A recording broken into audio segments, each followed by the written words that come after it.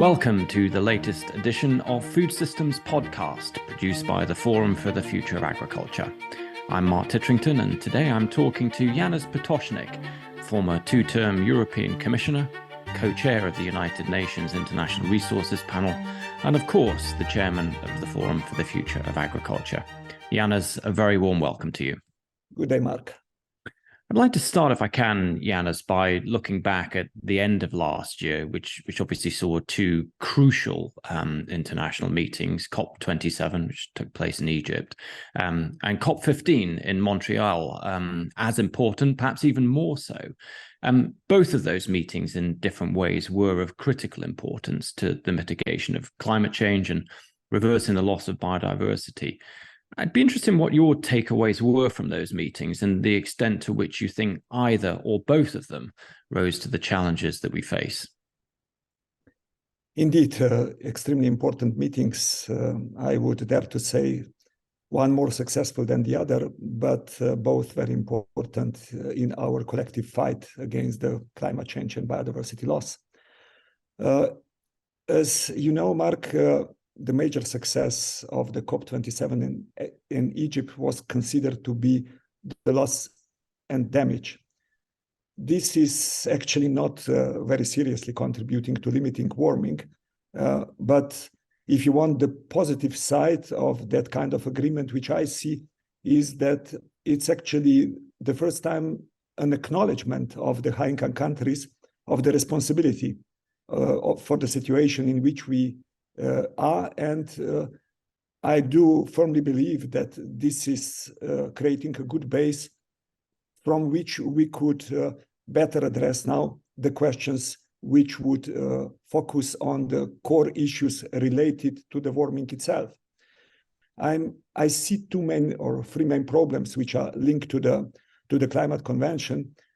In a way, it has a bit too narrow focus only on CO2 emissions and not addressing also the parallel questions which are connected to that. And sometimes it's not addressing the questions in enough systemic way. For example, looking to how to deal with the transport system, but not really putting the transport system in the overall mobility system. And one thing which I also see as a bit problematic is that too much of the focus is on the cleaning and the supply side, and not enough on the demand side, meaning that in a way it is focusing more on how to clean up the wrong economic system, but not asking how we can improve the things which are leading to some of the relations which are the consequence of this economic system and leading to climate change and biodiversity loss. COP15 in Montreal was quite successful. By the way, you might remember that I was heading the European Commission negotiation team in Nagoya COP10, which was considered at that time to be extremely successful. That was 2010.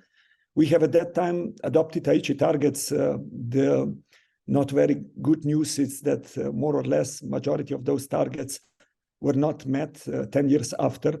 And that's why it was extremely important that this monitoring and implementability of everything what was actually dealt with in Montreal would be better addressed.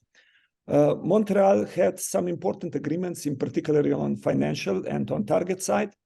But again, critical will be implementation, and I sincerely hope that the monitoring is better organized than it was 10 years ago. To conclude, I think many people are saying that it's no more time to lose. It's probably the most frequent and most repeated sentence, but the reality is that it's really no more time to lose for those kind of sentences. We simply need to be clear about that. And when we look also from our food system area, one of the important considerations is coming from the International Resource Panel, where we understand that basically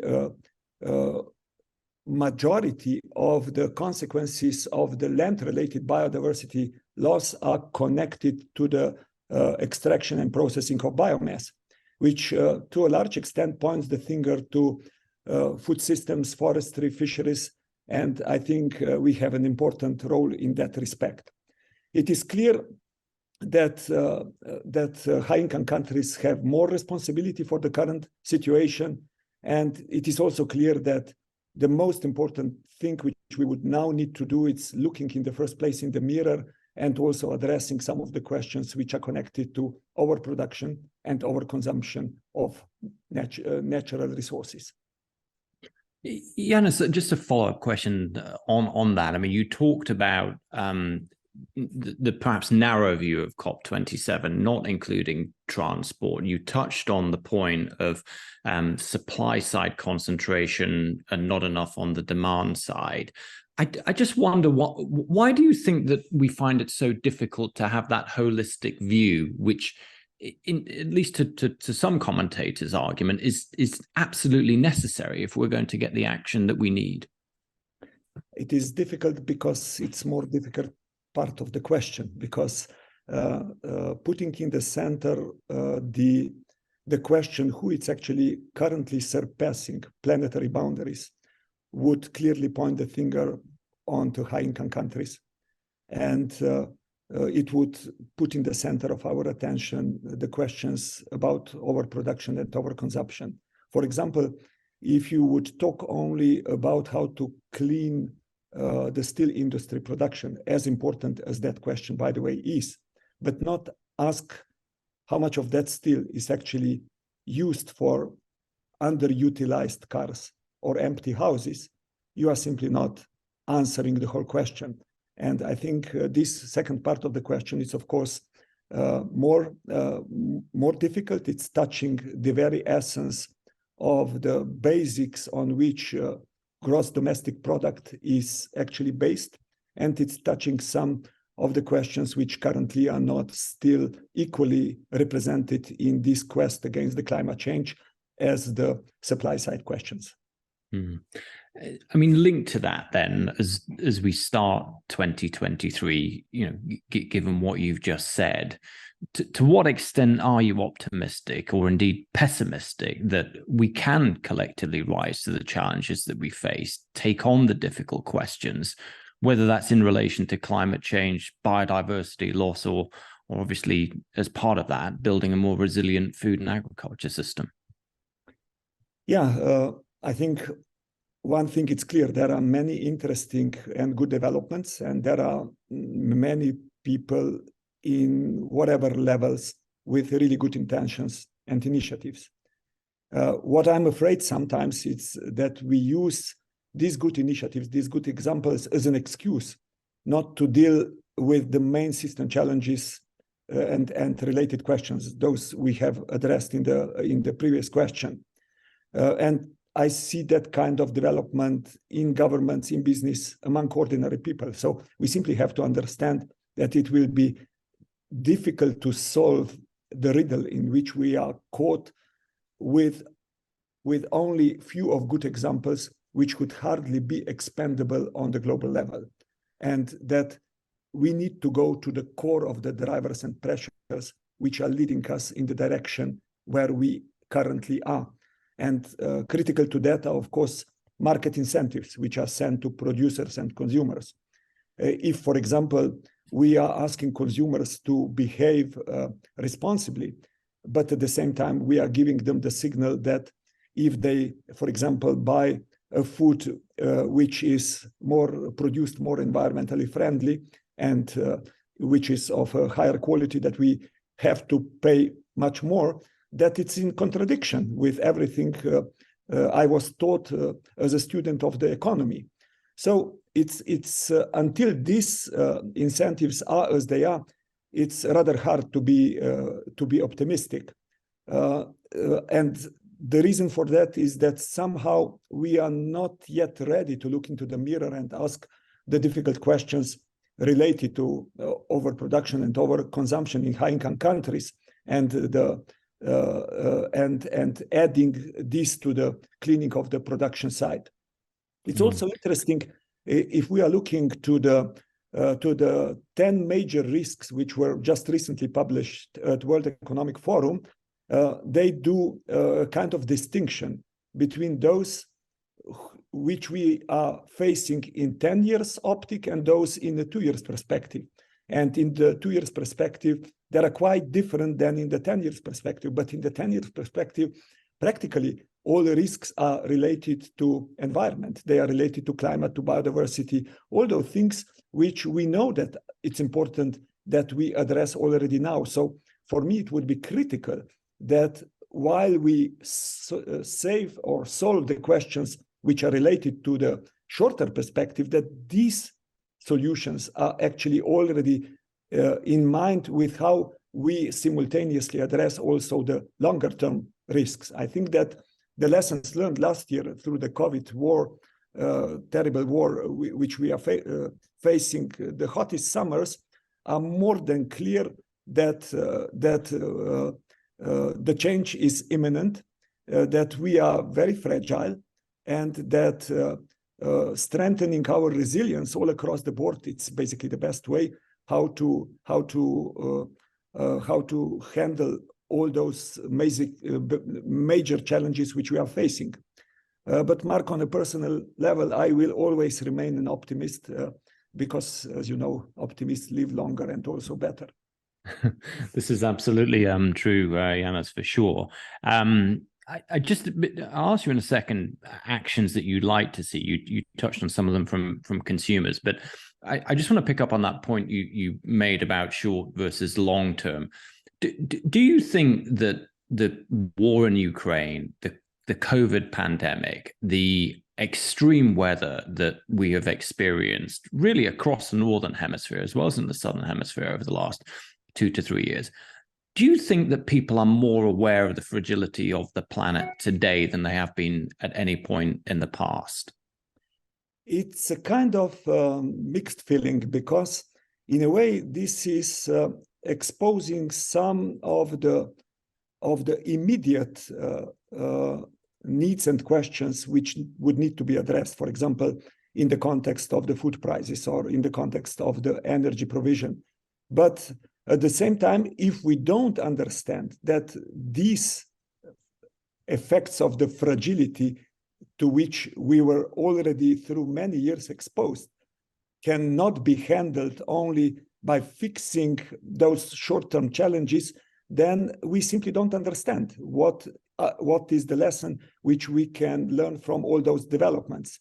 Taking painkillers to address some systemic diseases, it's never ending well. It's actually more hiding the disease, and which is then emerging in more, even in more dreadful way and consequences later on. Yeah, I mean, it's a good analogy, as you say, with the painkillers. That it's easy to mask the symptoms without enabling us to get to the cause. And in that respect, if I touch on some of the actions that you think different stakeholders should take, I mean, you've touched a little bit on consumers and signals that we send to consumers in terms of their own behavior. But what else do you think needs to be done, key actions from government, business, or indeed NGOs that might increase your confidence, let's put it that way, that we can indeed overcome these challenges? Yeah, I would definitely start by repeating that we should systematically try to address and correct the market signals. But I will tell you also why I'm not too optimistic that this could be quickly done. In a way, we got used as producers and consumers not to either integrate some of those things into the costs, or as consumers that we should actually bear the cost of in particularly some of an environmental depletion, nature depletion in our daily behavior and our daily consumption. So I don't believe that this could be done quickly, even if I think that focusing on tax systems, on subsidies, on public procurement, on tax havens and similar, it's definitely something which we should do and should be part of our activities. Part of our activities should be working also on the social acceptance of the transition.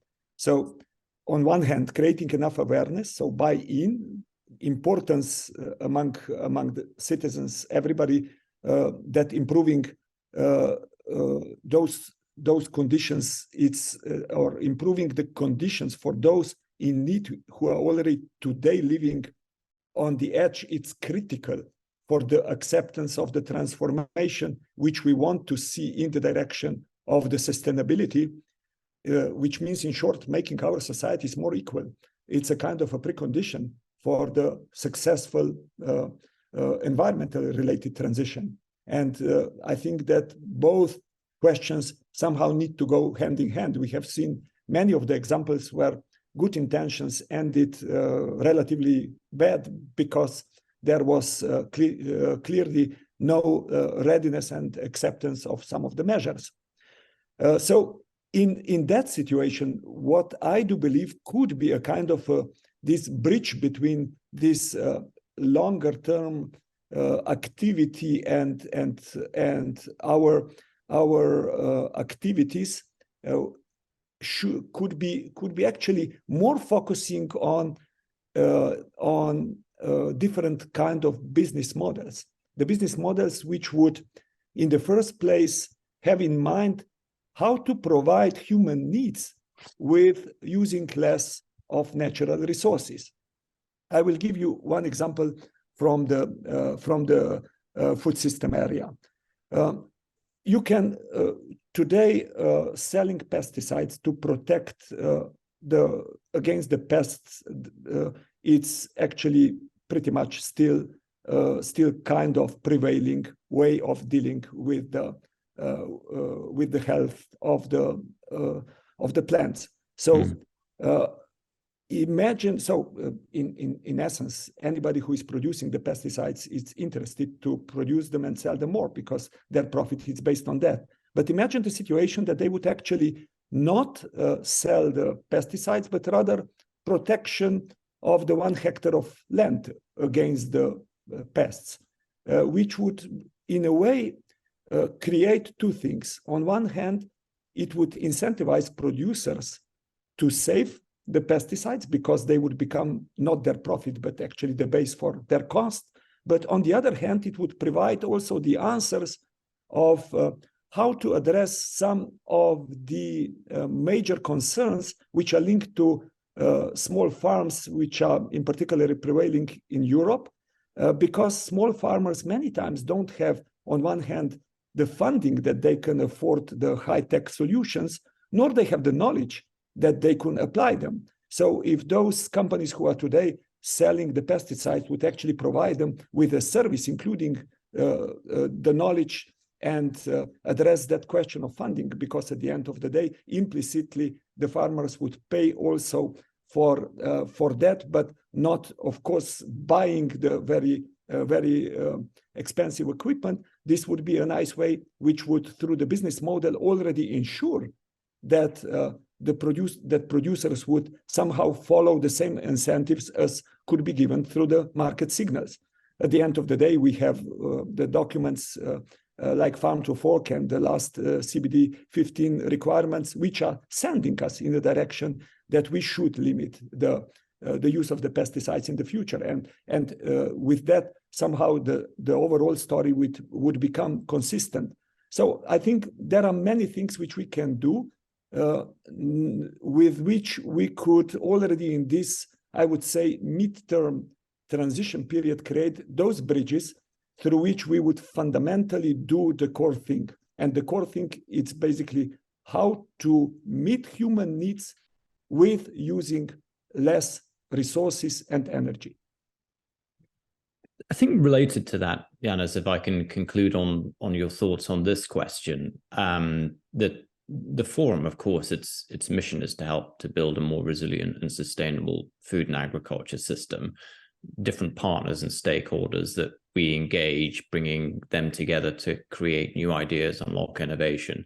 I've certainly been encouraged by what I've seen across different stakeholders in terms of the beginnings of those business models that you referred to.